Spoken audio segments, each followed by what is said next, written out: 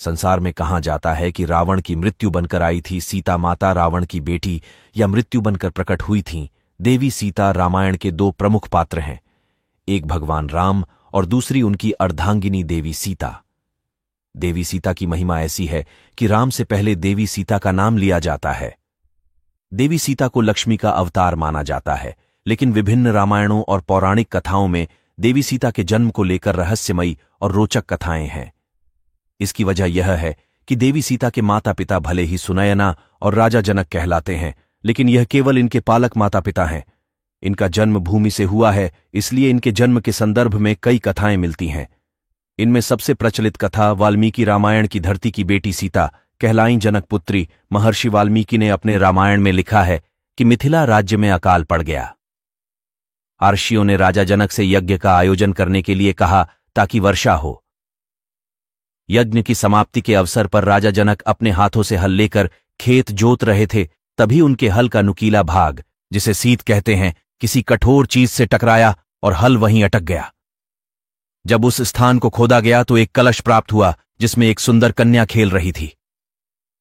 राजा जनक ने उस कन्या को कलश से निकाला और उस कन्या को अपनी पुत्री बनाकर अपने साथ ले गए।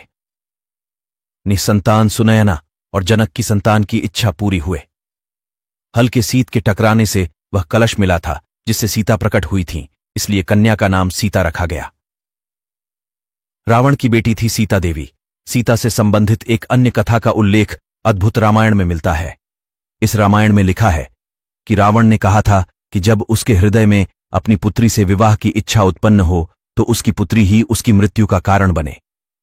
इस संदर्भ में कथा का विस्तार इस तरह मिलता है कि गृत्समद नाम के आर्षि देवी लक्ष्मी को पुत्री रूप में पाने के लिए हर दिन मंत्रोच्चार के साथ कुश के अग्रभाग से एक कलश में दूध की बूंदें डालते थे।